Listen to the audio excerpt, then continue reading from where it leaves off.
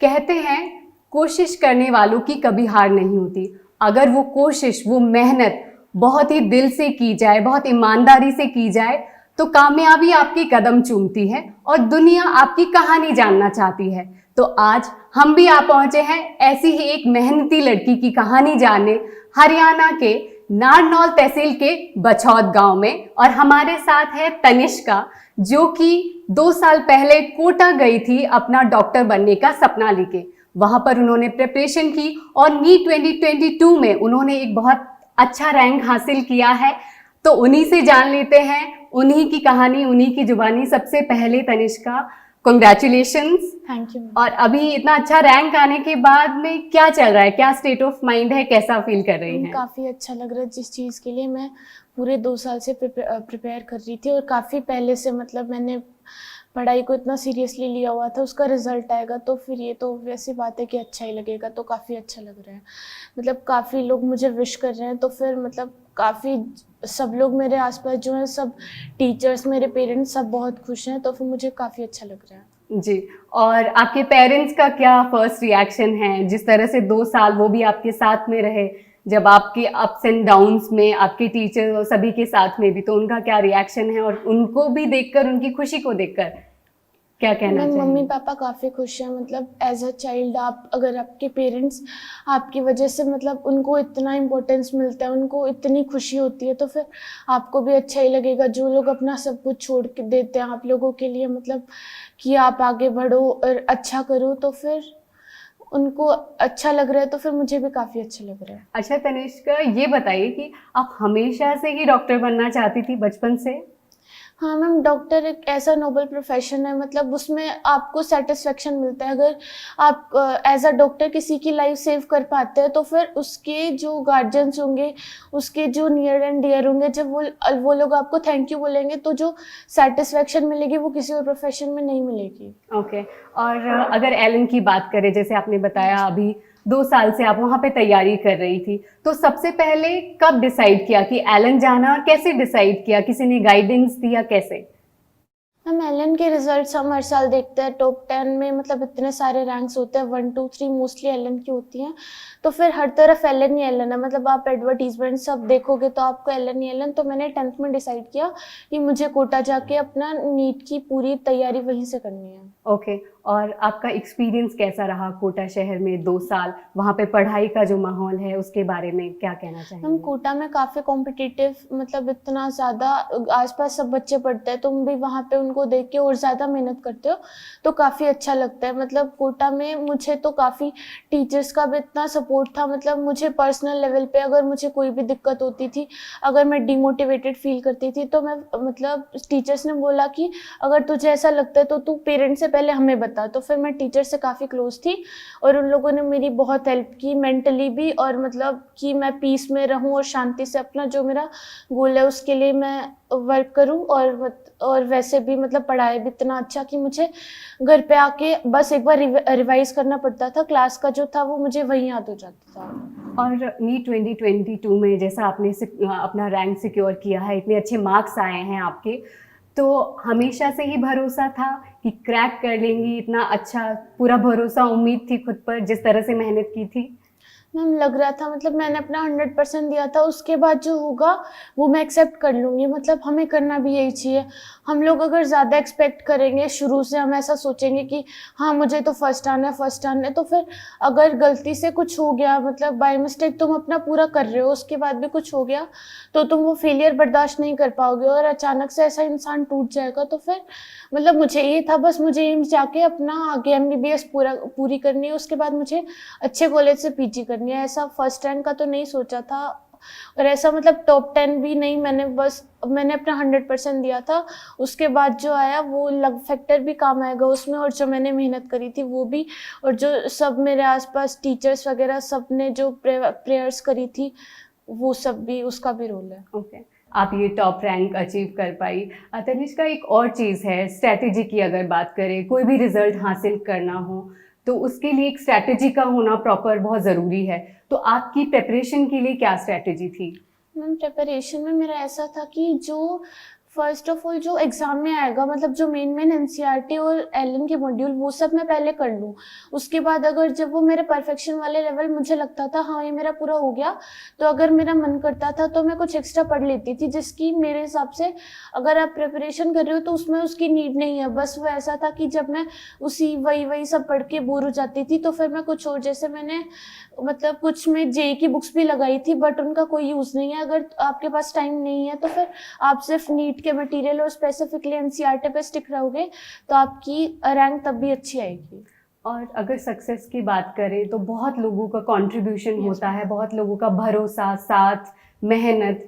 तो आपकी अगर सक्सेस की बात करें तो किन किन लोगों का कंट्रीब्यूशन रहा आपकी सक्सेस में? मैम सबसे पहले तो पेरेंट्स और मेरे गार्जियंस और आप सब लोग जो टीचर्स जो मेरे साथ मतलब क्लास फर्स्ट से जहाँ पे मतलब मैं स्कूल में पढ़ती थी, उसके बाद फिर मैंने एलन ज्वाइन किया, तो जो भी टीचर्स मेरे साथ थे वो सब, और मेरे जो स्कूल फ्रेंड्स थे जिनसे मैं जब डीमोटिवेटेड हो जाती थी तब मैं बात करती थी, उन सब का रोल रहा।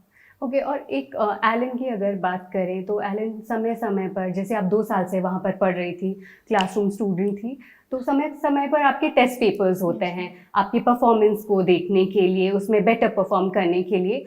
तो क्या वो टेस्ट देती थी, अटेम्प्ट करती थी? अगर करती थी तो क्या मेहनत मतलब आपको बाद में भी उसके कुछ रिजल्ट्स देखने को मिले? कितना कंट्रीब्यूट किया उसने? हाँ मैम, अगर हम किसी चीज़ के लिए प्रिपेयर कर रहे हैं तो फिर हमें अपने आप को रेगुलरली एनालाइज करना पड़ता है। तो फिर मैंने एलन का एक भी टेस्ट मिस नहीं किया, मैंने सारे टेस्ट दिए थे, चाहे कैसे भी टेस्ट हो। अगर हम टेस्ट ही नहीं देंगे तो हमें पता ही नहीं चलेगा हम स्टैंड कहाँ पे करते हैं। और ऐसे फिर चाहे कितना भी पढ़ लो, जब तक आप उसका एनालिसिस प्रॉपर नहीं करोगे तो रिजल्ट नहीं आएगा। तो फिर मेरे प्रिपरेशन में मतलब एलन की टेस्ट सीरीज का तो काफ़ी रोल था। Okay, and since we are talking about Allen, Allen का जो स्टडी मटेरियल है, एलन जो पूरा सिस्टम है अपने आप में, तो उसको जैसे डाउट काउंटर्स भी होते हैं, किसी भी तरह की बच्चे को प्रॉब्लम आती है तो एक प्रॉपर सिस्टम बना हुआ है। तो चाहे स्टडी मटेरियल हो या फिर डाउट काउंटर्स हो, तो उन सारी चीज़ों ने आपको किस तरह से हेल्प किया? मैम सारी चीज़ मतलब टीचर्स का तो ऐसा था, अगर उनको आप रात को कितने भी बजे मतलब अगर आप उनसे डाउट पूछोगे तो वो बताएंगे। तो मेनली तो क्लास के टाइम तो मैं व्हाट्सएप पे भी टीचर्स को डाउट भेज देती थी, वो रिप्लाई कर देते थे।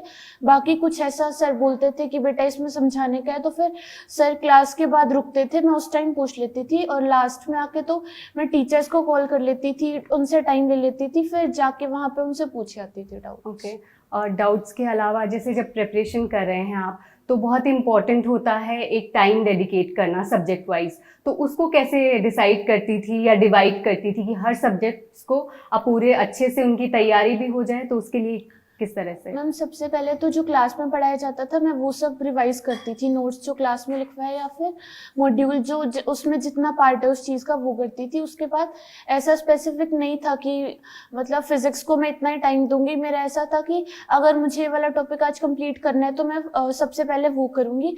फिर ऐसे करके मतलब जैन तक तो ऐसा नहीं था कि मैं आज मेरे को फिजिक्स भी पढ़नी है, पूरी केमिस्ट्री भी, बायो भी, बट लास्ट में आके हो गया था कि इस टाइम मैं फिजिक्स पढ़ूंगी, इस टाइम केमिस्ट्री, इस टाइम बायो। फिजिक्स में मैं न्यूमेरिकल प्रैक्टिस पहले ज़्यादा कर ली थी, मतलब जब कोर्स चल रहा था। उसके बाद फिर लास्ट में आके तो क्वेश्चन प्रैक्टिस मैंने थोड़ी कम की थी क्योंकि वो मैंने पहले से कर रखा था। उसमें मैंने एनसीईआरटी वगैरह लास्ट में कुछ जो पॉइंट्स मेरे छूट गए थे वो मैंने बाद में पढ़ी थी। और बायो में मैंने सबसे ज़्यादा टाइम दिया था क्योंकि मेरी बायो थोड़ी वीक थी तो वो भी कवर हो गई थी। और केमिस्ट्री में भी फिजिकल तो फिजिक्स जैसी थी, उसमें मतलब कॉन्सेप्ट तुम आ जाएगा तुम्हें तो फिर क्वेश्चंस हो जाएंगे। बाकी ऑर्गेनिक में भी ऐसा था, आधा कॉन्सेप्चुअल था और कुछ याद करने वाला पार्ट था, तो मैंने याद करने वाला पार्ट किया।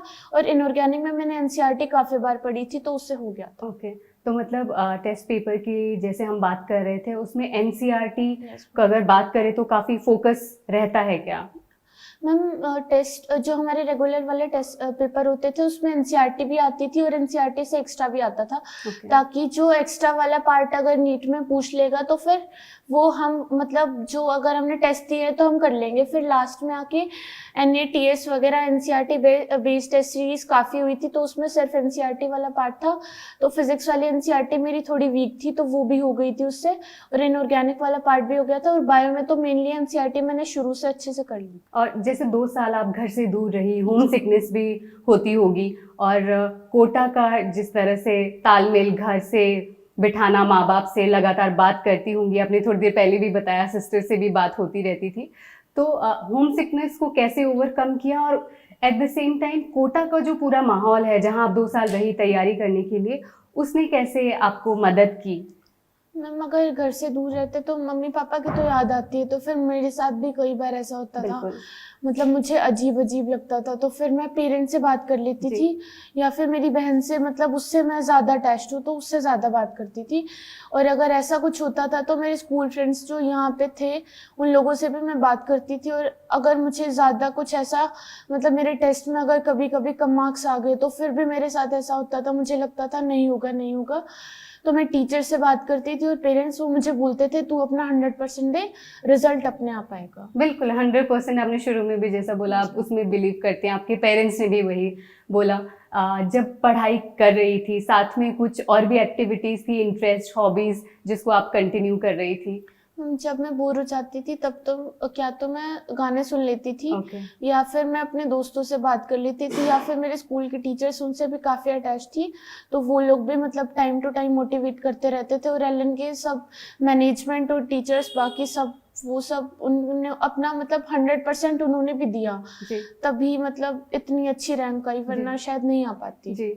एलन सिस्टम की हमने बात की, और अगर टेक्नोलॉजी की बात करें साथ में, तो एलन उसमें भी बहुत आगे है। आप जिस तरह से इजीली पहुंच सकते हो अपने टीचर्स के को, व्हाट्सएप के थ्रू बहुत सारे ग्रुप्स बनाए जाते हैं स्टूडेंट्स को हेल्प करने के लिए। तो टेक्नोलॉजी का आपने यहाँ कैसे यूज़ किया, क्योंकि बहुत थिन लाइन है कि आपको ना मिसयूज़ करना है और आपको यूज़ करना है ताकि आपके लिए वो हेल्पफुल रहे।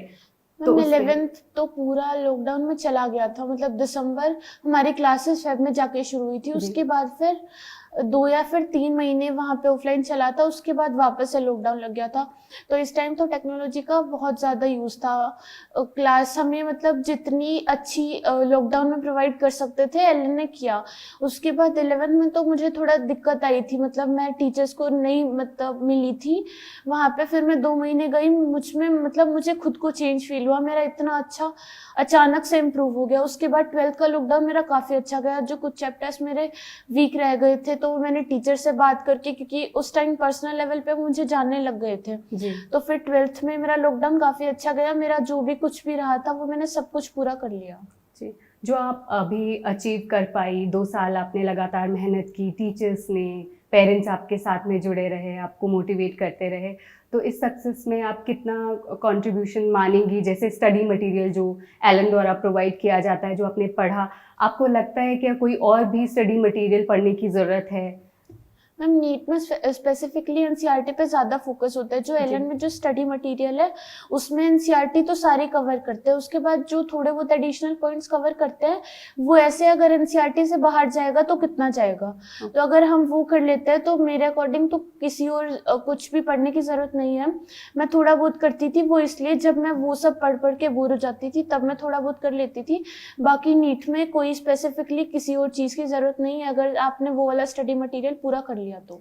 बिल्कुल। और आपके साथ में चैलेंजेस भी थे, ऑफ कोर्स आप बोर्ड एग्जाम की भी तैयारी कर रही थी, आप नीट के लिए भी पूरी मेहनत कर रही थी, तो इस बीच कैसे तालमेल बिठाया बोर्ड के एग्जाम और नीट प्रिपरेशन के लिए? हम बोर्ड एग्जाम में स्पेसिफिकली हमारे 2 टर्म में हो गए थे, तो फिर लोड काफ़ी कम हो गया था क्योंकि कुछ चैप्टर्स तो हट गए थे। उसके बाद हमें जैसे 2 ही सब्जेक्ट एक्स्ट्रा थे, एक तो इंग्लिश और एक फिजिकल एजुकेशन। बाकी तीनों तो एनसीईआरटी ही पढ़नी थी, वो तो शुरू से पढ़ी थी। उसके बाद इंग्लिश और फिजिकल एजुकेशन भी इन्होंने क्लास लगाई थी, तो फिर मैंने क्लास की थी। उसके बाद एग्जाम में भी, उसमें भी मैंने अपना नीट का थोड़ा बहुत देखा था साथ साथ, और इंग्लिश और फिजिकल एजुकेशन पढ़ी थी और हो गया था उस। नीट के अलावा कोई और भी ऐसे एग्जाम्स है जो आपने दिए थे? मैम 10th में मेरा एनटीएससी स्टेज 1 में मैं स्टेट टॉपर थी, उसके बाद स्टेज 2 पे मेरा हो गया था। और 12th में मैंने एनएससीबी आईएनबीओ तक क्वालिफाई किया था और एनएससी सीबी आईएनसीएचओ तक क्वालिफाई किया था। ओके। और एलन आपने जब ज्वाइन किया था उससे पहले भी बहुत सारी थॉट्स होंगी माइंड में एलन को लेकर, और आज जब 2 साल बाद आपको ये रिजल्ट सामने आया है, तो अभी क्या कहना चाहेंगी एलन के बारे में? अभी आपका और सारी चीज़ें आपको पता चली, वहाँ पे पूरा आपने सिस्टम देखा एक एलन का 2 साल वहाँ रहकर, तो क्या कहना है आपका? मैम मुझे तो 100% मिला, मतलब जितना मैंने सोचा भी नहीं था उससे ज़्यादा मिला। मैं कभी भी मतलब डिमोटिवेटेड फील करती थी तो टीचर्स मेरे लिए थे कि तुझे अगर ऐसा लगता है तो तू हमसे बात कर। और टेस्ट सीरीज में भी सब कुछ मतलब एनसीईआरटी से बाहर जो रेलिवेंट थिंग्स थी वो सब कवर कर ली थी। और उसके बाद भी एनसीईआरटी तो पूरी कवर की थी, उसके बाद लास्ट में एनसीईआरटी बेस्ड टेस्ट कराए थे, तो जो मैंने एनसीईआरटी फिजिक्स की पढ़ी थी वो पूरी हो गई थी उससे।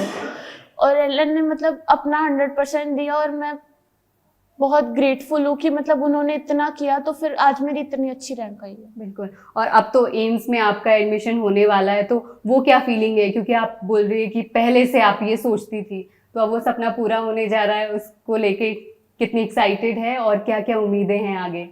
मैम काफ़ी अच्छा लग रहा है, मतलब जो प्लेटफॉर्म मुझे चाहिए था वो मुझे मिलेगा तो मैं वहाँ भी ट्राई करूँगी अपना 100% देने की, ताकि मैं फ्यूचर में मतलब जो मैंने सोचा था, जो मेरे ड्रीम्स थे वो मैं सब पूरा कर पाऊँ और सब लोगों को सर्व कर पाऊँ। मतलब जो लोग इतना, जिनके पास इतने पैसे नहीं होते फिर भी वो उनका इलाज नहीं हो पाता, तो मैं चाहती हूँ कि मतलब जितना मैं कर सकती हूँ उतना मैं करूँगी। बिल्कुल। और हम लोग हमेशा एक ब्राइट साइड देखने की बात करते हैं ज़िंदगी में, जब भी अंधेरा दिखता है सामने। तो आपकी ज़िंदगी में भी ऑफ कोर्स, और स्पेशली 2 सालों में जब आप घर से दूर थी, बहुत सारे फंक्शंस मिस किए होंगे आई एम श्योर। तो वो सारी चीज़ें कैसे मैनेज की, और कौन कौन लोग थे जो ब्राइट साइड देखने के लिए आपको हमेशा मोटिवेट करते रहे? मैम जब मार्क्स कम आते थे तब मुझे ऐसा लगता था, मतलब एक बार के लिए तो ऐसा लगता था कि अब क्या होगा, ये तो बार बार कमाएंगे, फाइनल में भी कमाएंगे, फिर मैं क्या करूँगी। तो फिर मैं पेरेंट्स से बात करती थी, मेरे पेरेंट्स कभी भी मुझे ये नहीं बोलते थे कि तेरे मार्क्स क्यों कम आ रहे हैं, वो उल्टा मुझे बोलते थे कि हमें पता है तू कर रही है, तेरे को भी पता है तू कर रही है, तो फिर अब तेरे को टेंशन किस बात की है, तू अपना अच्छा कर, रिजल्ट अच्छा आएगा। और बाकी सब अगर अच्छा करना है कुछ तो उसके लिए सैक्रिफाइसेस तो करने पड़ेंगे, चाहे वो किसी भी चीज़ की हो। ओके। और मोटिवेशन की आपने बात की, तो एलन डायरेक्टर हमारे जो ब्रजेश महेश्वरी सर है, वो भी बच्चों को एग्जाम से पहले भी बहुत सारी वीडियोस अपने चैनल के थ्रू, यूट्यूब चैनल के थ्रू देते रहते हैं, लाइव करते हैं घंटों, ताकि उनका उत्साह बना रहे, मोटिवेशन बनी रहे। तो कभी आपका इंटरेक्शन हुआ उनसे, कभी बात हो पाई? हाँ मैम, नीट के शायद कुछ 20 डेज पहले मुझे सर मिले थे, मतलब मैं पापा के साथ थी, तो सर ने बोला कि, सर ने मुझसे मेरा नाम पूछा, मैंने बोला सर तनिष्का, तो सर बोल रहे हैं कि बेटा अब तनिष्का नहीं, अब डॉक्टर तनिष्का बोलो। तो सर का वो इंटरेक्शन मुझे पर्सनली काफ़ी अच्छा लगा। वो इतने अच्छे से, मतलब एक ही बार मिले थे फिर भी उन्होंने मतलब मुझ पे इतना इफेक्ट डाला कि मुझे लगा हाँ मैं कर सकती हूँ। तनिष्का, 2 साल बाद जो आपकी मेहनत रंग लाई है और जो आपका सपना था वो अब पूरा होने वाला है, आपने पहला कदम ऑलरेडी रख दिया है। बहुत सारे ऐसे बच्चे हैं जो आपको देख रहे होंगे, सुन रहे होंगे, और बाद में भी मोटिवेशन के तौर पर वो आपको देखेंगे, और बल्कि पेरेंट्स भी देखेंगे कि टॉप रैंकर्स को डेफिनेटली वो देखना चाहेंगे कि वो किस तरह मोटिवेटेड रहे, क्या ऐसी चीज़ें हैं। तो पेरेंट्स और बच्चों से क्या कहना चाहेंगे आप? बच्चों के लिए ज़रूरी है, अगर आपका कोई एम है तो आप अपना 100% दो, उसके बाद आप एक्सपेक्ट मत करो कि हाँ ये होगा ये नहीं होगा, तो फिर इससे अगर लास्ट में कुछ हो जाएगा तो फिर आपको बुरा लगेगा। ये जो एग्ज़ाम है, एक नीट एग्ज़ाम या फिर हम कोई भी एग्ज़ाम लेंगे तो ये लाइफ के पार्ट है, बट ये पूरी लाइफ नहीं है कि अगर ये नहीं हुआ तो फिर तुम्हारी पूरी लाइफ मतलब अचानक से ख़त्म हो जाएगी, सब बुरा बुरा होगा। अगर तुमने अपना मतलब अच्छा किया है तो फिर वो रिफ्लेक्ट होगा कहीं भी, पढ़ा हुआ वेस्ट थोड़ी ना जाएगा। अगर मतलब इसको, और पेरेंट्स भी अगर वो अपने बच्चे को प्रेशराइज करेंगे तो फिर बच्चा फालतू में डिमोटिवेट होगा। अगर मतलब आप देख रहे हो आपका बच्चा अच्छा मतलब वो अपने एफर्ट्स पूरे डाल रहा है तो फिर रिजल्ट नहीं आ रहा तो आप थोड़ा वेट करो, उसके बाद रिजल्ट आएगा। अगर आप बार बार बोलोगे कि मार्क्स क्यों कम आ रहे हैं, ऐसे तो सिलेक्शन नहीं होगा नहीं होगा, तो बच्चा फालतू में डिमोटिवेट होगा और जो वो उसका पूरा कैलिबर है जिसको वो यूटिलाइज करके अच्छा कर सकता है वो नहीं कर पाएगा। तो पेरेंट्स को भी अपने बच्चे और बच्चों, वो अपनी पेरेंट्स के लिए हमारी एक रिस्पॉन्सिबिलिटी है, जो उन्होंने जो हमारे लिए ड्रीम्स देखे हैं, मतलब वो चाहते हैं हम अच्छा करें तो हम उसके लिए अपना 100% दें, उसके बाद सब कुछ अच्छा ही होगा। अगर तुम लोग अपनी रिस्पॉन्सिबिलिटी से भागोगे तो फिर आगे जो कोई सफ़र करेगा वो तुम करोगे, पेरेंट्स नहीं करेंगे। तो फिर पेरेंट्स को भी देखना चाहिए, अगर बच्चा ठीक कर रहा है, वो अपना 100% दे रहा है तो उसको बार बार प्रेशराइज मत करो कि तू ये कर ले, तेरे मार्क्स नहीं आ रहे, ये हो रहा है वो हो रहा है।